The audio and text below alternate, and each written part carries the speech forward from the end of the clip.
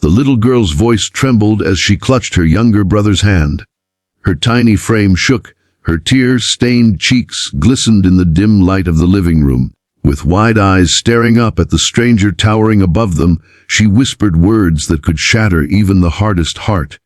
"Please, please don't hurt us." Those words, innocent yet filled with unimaginable fear, echoed like a scream in the silence of the night. And in that very moment, just seconds later, the sound of heavy footsteps echoed from the porch. The front door creaked open. Their father, a man no one knew was a millionaire, had just walked into the house. The beginning Evelyn was only 6 years old, and her brother Liam was 4.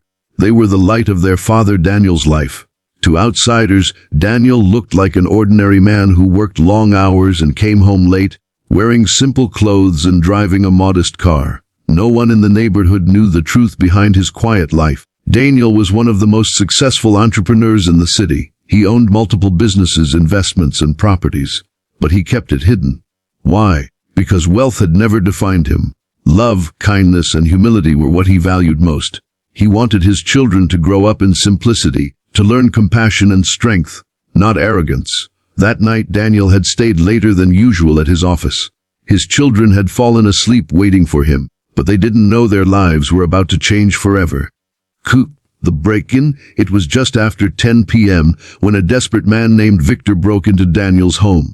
Victor was not a hardened criminal. He was a broken soul, a father who had lost everything.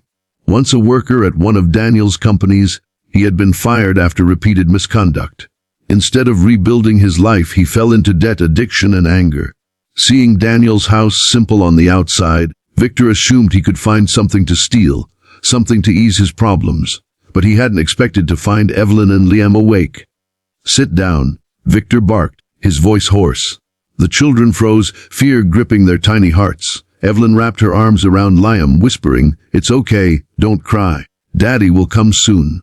When Victor raised his voice again, Evelyn cried out, "Please, please don't hurt us." Those words pierced the air, but before Victor could respond, the front door opened. The father returns. Daniel stepped inside, his tired eyes scanning the room, only to freeze at the sight. His children trembling, a man towering above them. His heart dropped like a stone.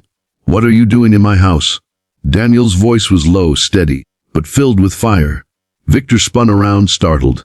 "Stay back! I don't want to hurt anyone, I just need money." Evelyn ran to her father, sobbing into his chest. Daniel held her close, his other hand shielding Liam. His entire being shifted into protector mode.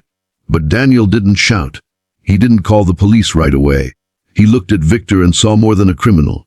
He saw a man drowning in his own pain. To the challenge of fear, Daniel's mind raced. He knew one wrong move could traumatize his children forever. Fear was thick in the room. Evelyn's little voice kept echoing in his head. He had to choose. Escalate the situation or try to de-escalate it with compassion. "Victor, I know you," Daniel finally said. "You worked for me once. What happened to you?" Victor's eyes widened. He hadn't expected recognition. His shoulders slumped, and for a moment, his rage broke into sorrow. I lost everything. My wife left me. My kids, they don't even want to see me. I needed something, anything. The room fell silent, except for Evelyn's soft sobs. To the test of kinness, Daniel had a choice. He treat Victor like an enemy, or treat him like a broken man who still had a chance to change. "I'll give you money," Daniel said calmly. "Not because you broke in, but because I don't want my children to see hate tonight. I want them to see mercy. Sit down. Let's talk." Victor stared at him in disbelief. No one had spoken to him like that in years. Slowly, he lowered the sharp object he had picked up. His hands trembled. Tears filled his eyes. Daniel led his children into the kitchen, whispering gently, "Daddy's here now. You're safe." Evelyn looked up, her small hands gripping his shirt. "Promise he won't hurt us." Daniel kissed her forehead. "I promise."